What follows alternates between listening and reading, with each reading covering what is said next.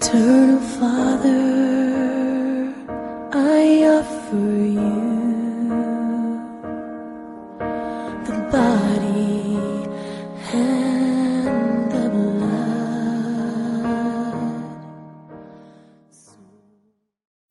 I take this time once more to share with you the word of God that is already taken and put in my heart. My name's Bishop Samuel Maroche.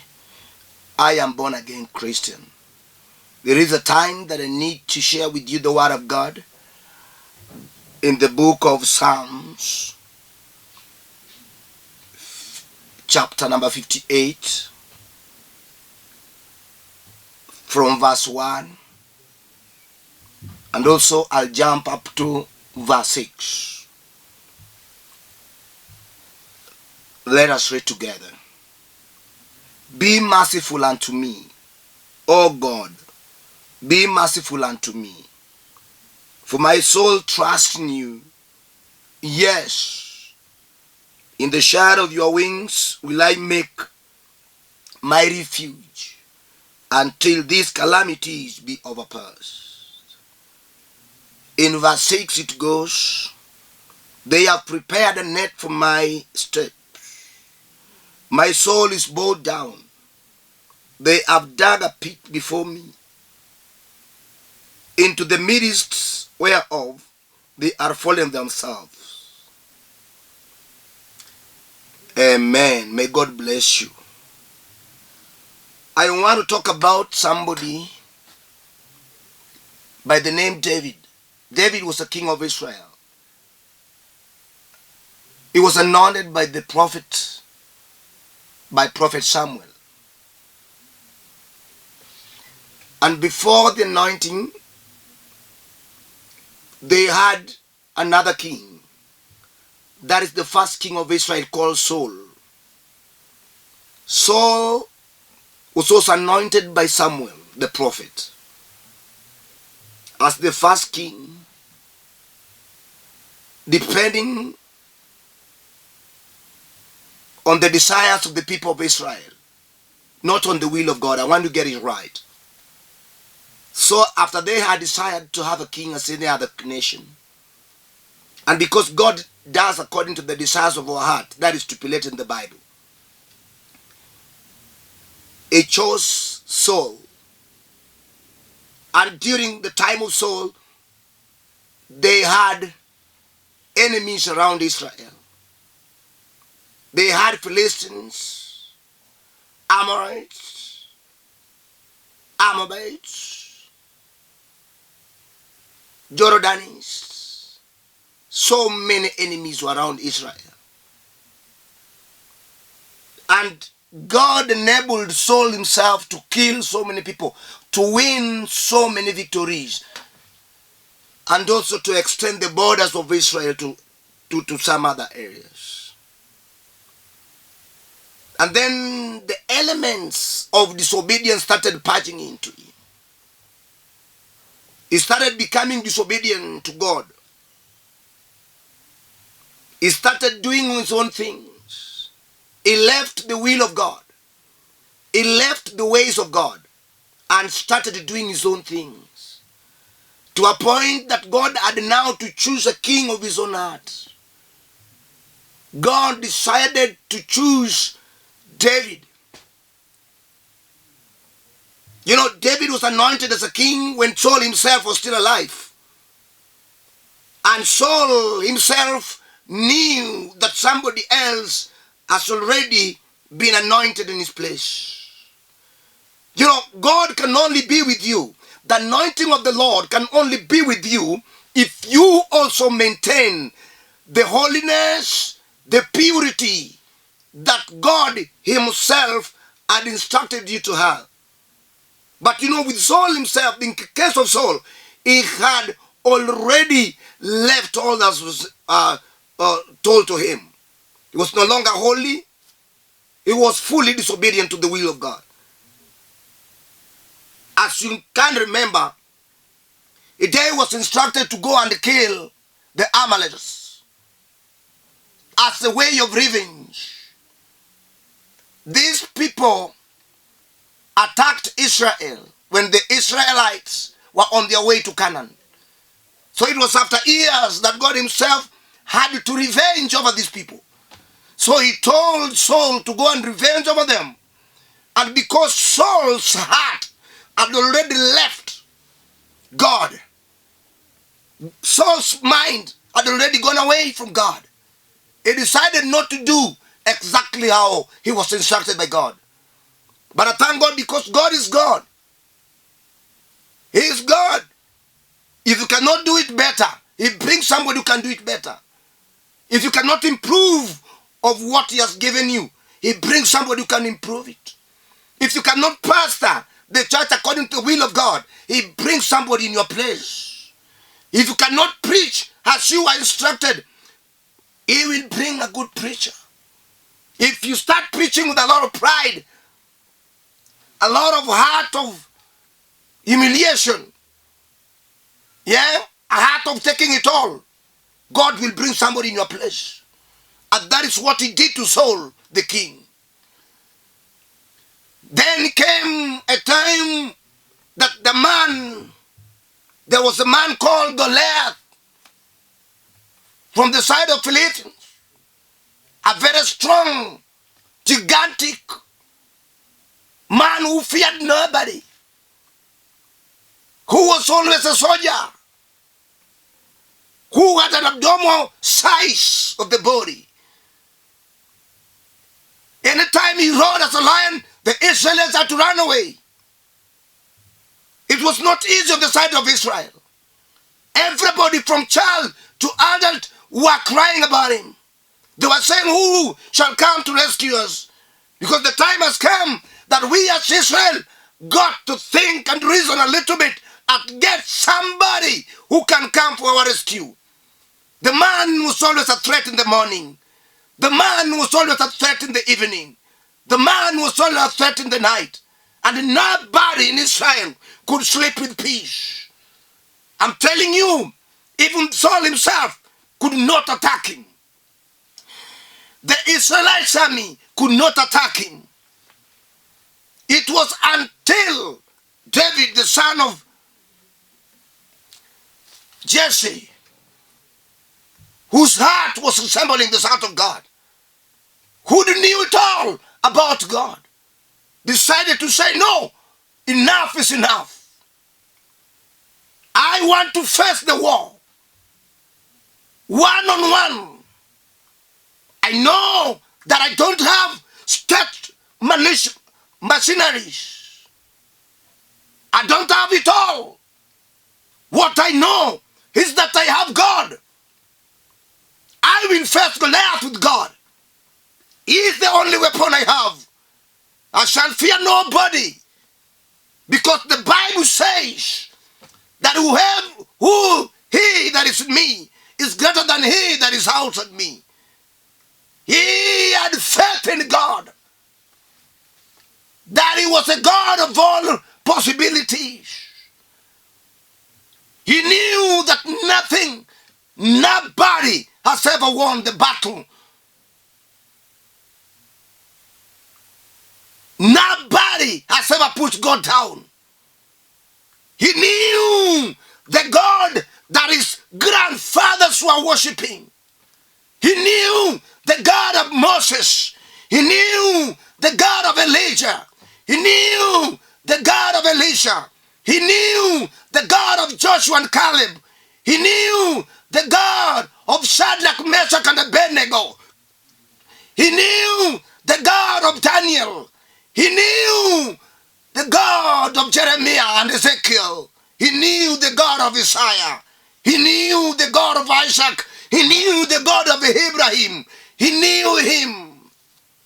And he said that if he is the God of those that I know, why can't I face Goliath? It has been an abuse to our own people. It has been a shame to our own people. It has been mockery to our own people. It has been not right with our people. I got to step in.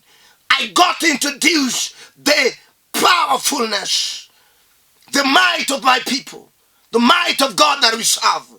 I have to step in the gap. And decided to step in.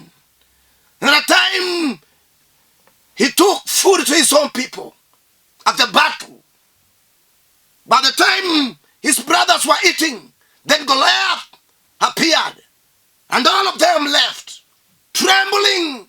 None of them could eat peacefully. To a point that David said, no, I have to come in. I have to come in. I have to have a voice of advocacy. I have to show my God. I have to tell the Philistines that my God is the great God. And David went to Saul and told Saul, Saul, can you give me time? Can you give me authority? Can you give me permission to go and fight Goliath? And because of some manipulative techniques that Saul had turned around, David still stood firm on his God, to a point that he was left to go and meet Goliath. Right at the value, Goliath was present. And they thought that David could come in the battle with a spear and a snare, with a spear and an arrow, with a spear and an arrow.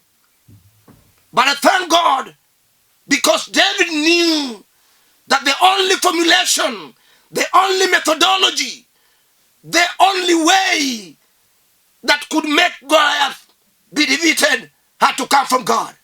He trusted much on God. And immediately, he went for a stone. A stone. Just imagine a stone. Somebody's having a shield, somebody's having a spear, and you are holding a stone. I thank God, because the weakest weapon can kill the strongest man. When the battle was over, David had already killed Goliath. Men and women started shouting, praising David in the presence of Saul. And then from there, Saul said, enough. I won't allow anybody in my kingdom to be praised. I'm the only king that deserves praises and worship. Nobody will ever stand when I'm still alive, be praised, be exalted. No, I am the only one who can do that, who can be done that. And from there, he started chasing David because of what God had done to David. I want to tell you something, that Saul had a lot of envy. Saul hated David just because of what David had done, killing the enemy, bringing the enemy down, so that the Israelites could breathe freely without any hindrance, so that the Israelites could sleep without any problems. But I thank God that God himself rescued David in the hands of Saul. It is a moment that I want to tell you that those things that you are involved in, those things that you are doing, those things that you are succeeding in, make people around you to hate you. They will talk ill of you. They will apply and imply all manipulative techniques, all antisocial behaviors, all teasing words and mockeries. They will say that it is not you who has succeeded, but you have somebody else behind you who does that. You got to thank God, because as you proceed, as you succeed, the enemies will emerge. But I think because the Bible says that there is no weapon fashioned against me that shall ever prosper. No weapon at all. No weapon that shall be fashioned against you. that shall prosper. It is always better to have enemies so that you can know the might and the power of God. It is good to have enemies around you who despise you, who belittle you, talk bad of everything that you've done. If God has allowed you to build a good house, they say there is no right.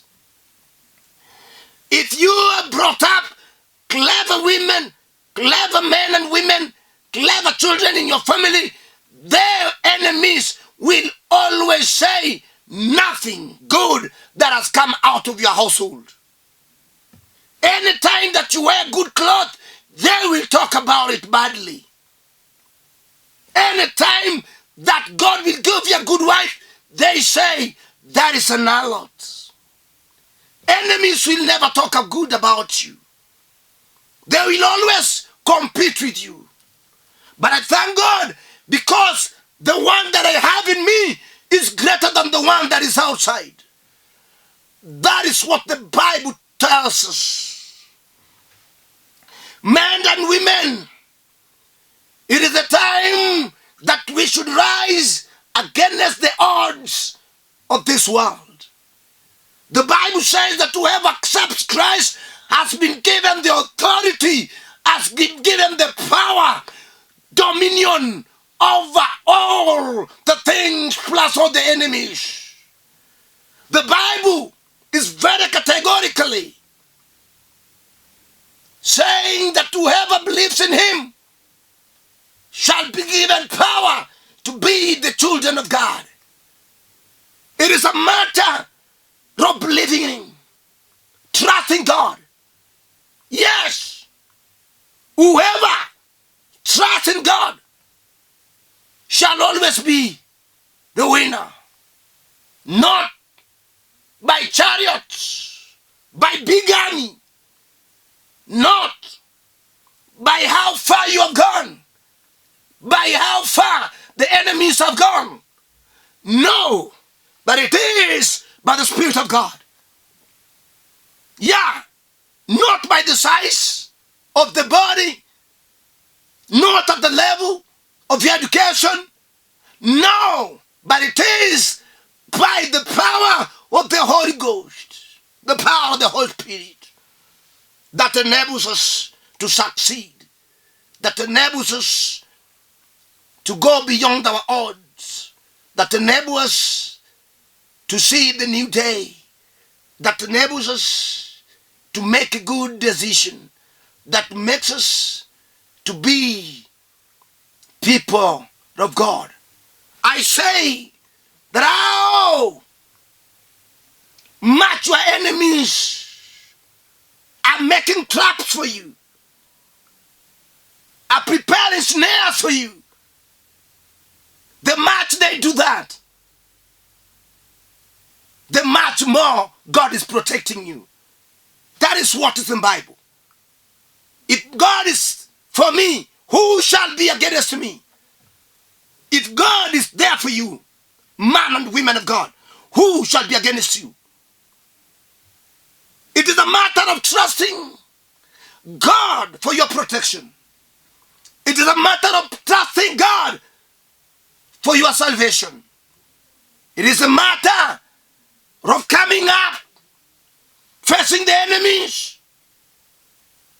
Doesn't matter what type of weapons they have, what types of words they speak, how many of them, how educated are they,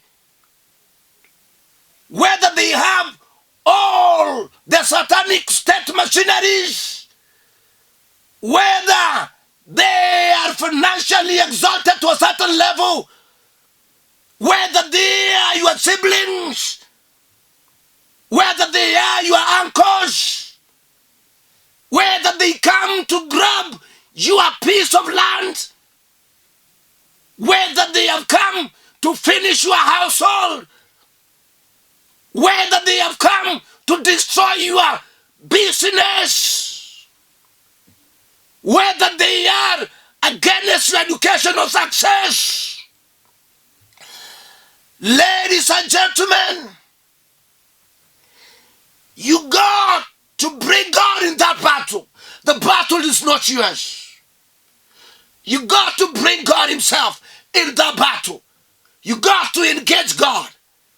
You got to tell God that God, it is not my battle. It is your battle. Come in and fight for me. I cannot fight. It is a battle that needs a spiritual power. You are a spiritual being. Come into this spiritual battle. God will immediately come in that. And that's why I say, you got to be faithful and trustworthy to God himself. Yes, we are serving a God that is so mighty. We are serving a God that is so powerful. We are serving a God that is all knowing. We are serving a God that is all present. That is the God we serve. Yeah. You know, there is something I need to tell you. That the more your enemies are increasing, the more the protection of God on you is also increasing. I want to tell you one thing. A day Elisha and Gehazi the servant were walking on the way, and there were people from Aram who are very big in number. Very big to a point that Gehazi said, no, my Lord, these people are many and we are very few. What can we do? But I thank God because Elisha asked God to open the eyes of Gehazi so that he could see the army of the Lord surrounding them. But immediately God opened the eyes of Gehazi, and Gehazi saw multitudes of angels holding swords surrounding them. That was the point that Gehazi knew that God's protection is with the faithful. Even if where you are coming from has got what we call witchcraft. People are killing each other. I want to tell you that anybody that has ever been in the blood of Christ, that has dipped himself in the blood of Christ, will never be attacked. Whether the demons are many, whether they speak of what, against yourself, God will always be on your side. Trust that God does not leave his people. That God we serve is always with the people. However, trials are many. Temptations are rising, coming, hitting you as storms in the lake. Got to know that God is with you. God is always with you. That is an assurance given to the faithful. Try always not to be argumentative about the working of God. Always be assured of God's protection against your enemies. Always trust on God, not on chariots, not on your academic eloquence. No, never trust on your financial ability. No, never trust your friends that are around you. No, never trust your family, both your mother and your father. No, when it comes to protection. No, never trust your siblings. No, never trust those who have the money. But trust God, for he is God. He is there for you. You are his business. Yes. Doesn't matter how enemies have already dug for you. Doesn't matter their number. Doesn't matter how much they are equipped with their weapons. Doesn't matter. What matters is, do you have God? I want to pray for you, because I know that you have been hindered in your sins. You have been shaken a little bit by your enemies. You have been threatened by your enemies. It is the time that you got to stand and trust in God. Let us pray as you see me.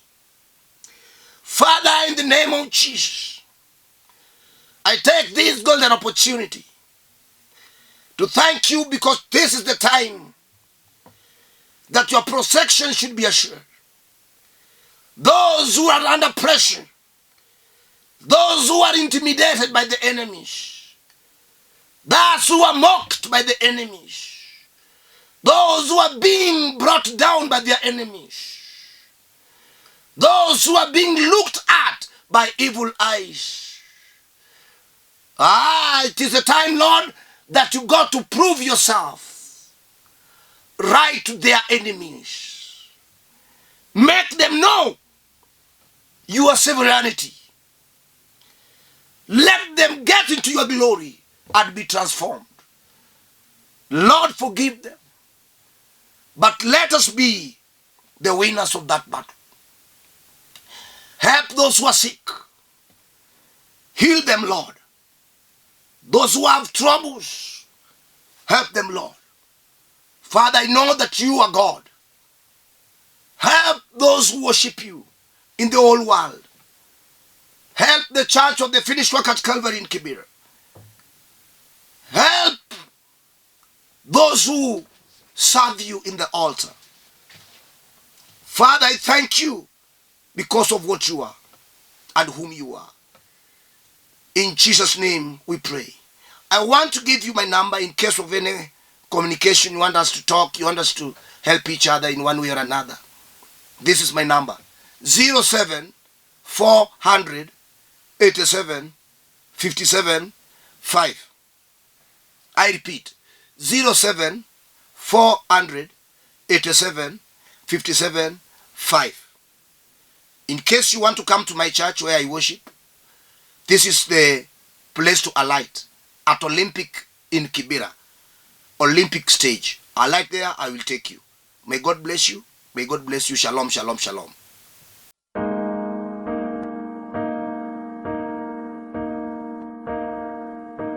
Eternal Father, I offer you